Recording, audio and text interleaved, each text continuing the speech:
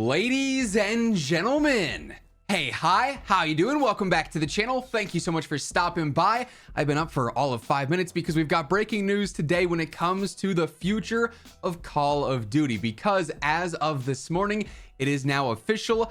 Microsoft owns Call of Duty. Essentially, it finally happened today. The Microsoft and Blizzard Activision King acquisition went through. It's been months and months and months of this whole thing going on, and today it's finally coming to a close. And so we've got all the details on essentially what this means for Call of Duty, both in the short term and the long term as well. So as we get into the details, if you enjoy the video, do me a favor, drop a like on it. It would be seriously appreciated. And if you're new here, you want to guarantee you're always up to date with all things going on in the world of Call of Duty, you know I got you covered every single day, so be sure to hit that subscribe button and turn on those post notifications. But initially, Charlie Intel's been covering this from day one extremely well, and they say breaking: Microsoft now owns Activision Blizzard. The deal is closed. Microsoft owns all of Activision, Blizzard, King, the development studios. So this is like, we're talking Raven, we're talking Beanox, High Moon, all these other studios that you see helping Call of Duty every day, and the IPs, including Call of Duty, Overwatch, Diablo, Candy Crush, Crash Bandicoot, Guitar Hero, and more. Microsoft has said repeatedly throughout this that some of their main reasoning behind going through and actually wanting to own all these different studios and whatnot, and owning Activision Blizzard King is for the mobile side of things, and then you get things like Call of Duty and Overwatch as a bonus on top of that. But this is huge for gaming in general. For one, this is like what, a $69 billion deal that's been done, but also it has a lot of impact on what's going to be happening in Call of Duty in the future. So Phil Spencer, head of Xbox, ended up putting out a whole discussion here and putting out a message. So going through this, as one team, we'll learn, innovate, and continue to deliver on our promise to bring the joy and community of gaming to more people. We'll do this in a culture that strives to empower everyone to do their best work, where all people are welcome, and is centered on our ongoing commitment of gaming for everyone. We are intentional about inclusion in everything we do at Xbox, from our team to the products we make and the stories we tell, to the way our players interact and engage as a wider gaming community. Together we'll create new worlds and stories, bring your favorite games to more places so more players can join in. That's a really important one that we're going to talk about in just a moment. And we'll engage with and delight our players in new innovative ways in the places they love to play, including mobile, cloud, streaming, and more. Players have always been at the center of everything we do, and as we grow, we'll continue to keep players at the heart of it all. We'll continue to listen to your feedback, build a community where you can be yourself, where developers can do their best work, and continue to make really fun games. As promised, we will also continue to make sure games are available in more places, and that begins now by enabling cloud streaming providers and players to stream Activision Blizzard games in the European Economic Area, a commitment made to the European Commission. Today, we start the work to bring beloved Activision Blizzard and King franchises to Game Pass and other platforms. So that is something that will start and will roll out over time. We'll share more about that when you can expect to play in the coming months. We know you're excited, and we are too. For the millions of fans who love Activision Blizzard and King games, we want you to know that today is a good day to play. You are the heart and soul of these franchises, and we are honored to have you as part of our community. Whether you play on Xbox, PlayStation, Nintendo, PC, or mobile, you are welcome here and will remain welcome. Even if Xbox isn't where you play your favorite franchise, that's really good for those of you who do play on PlayStation, because when everyone plays, we all win. We believe our news today will unlock a world of possibilities for more ways to play. Thanks for the ongoing support. The very typical PR stuff, hey, we're super excited, but it is like their way of looking at this, saying this is going to be more inclusive for gamers everywhere. Even though obviously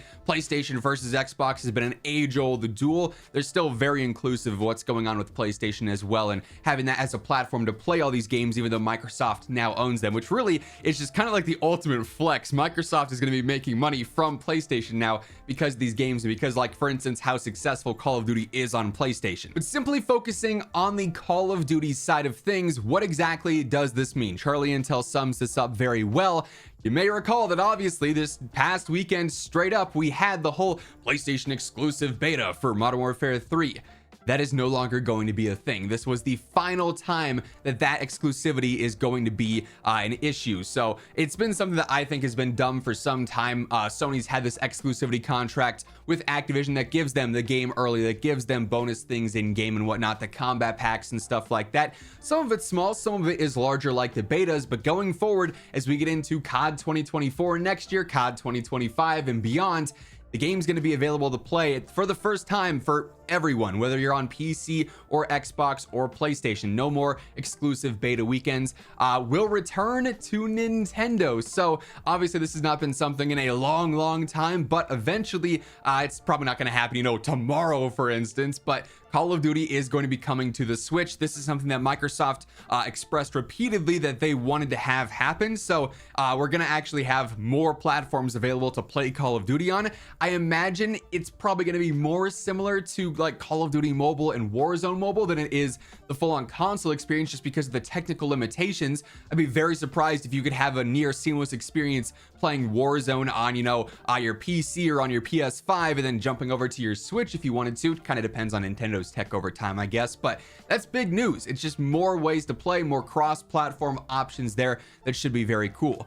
We'll expand it to cloud gaming services. That's very big. Obviously, the cloud is always innovating. Will release on Xbox Game Pass. Now you see this and you might think exclusivity and stuff going on there. Microsoft, like I said, has expressed that they're not really interested in exclusivity, the kind of last thing that we'll talk about here. But on Game Pass, this now means a really good deal. If you are a fan of Call of Duty titles, you're gonna be able to play a lot of these just by simply having Game Pass as a subscription. So if you're on that side of things, if you do play on Xbox a lot, or you play on you know, your PC, a lot of Xbox based games because of the ability to do that, Game Pass just became a lot more valuable as a Call of Duty fan, for what it's worth. So it'll be interesting to see how quickly this happens with old titles being available on Game Pass. They did say earlier this week, you may recall we covered this, that Modern Warfare 3 is like not going to be available on Game Pass day one, but within the next year they want to have Call of Duty titles available there. And then exclusivity is done completely. Microsoft expressed they don't want that, even though they might own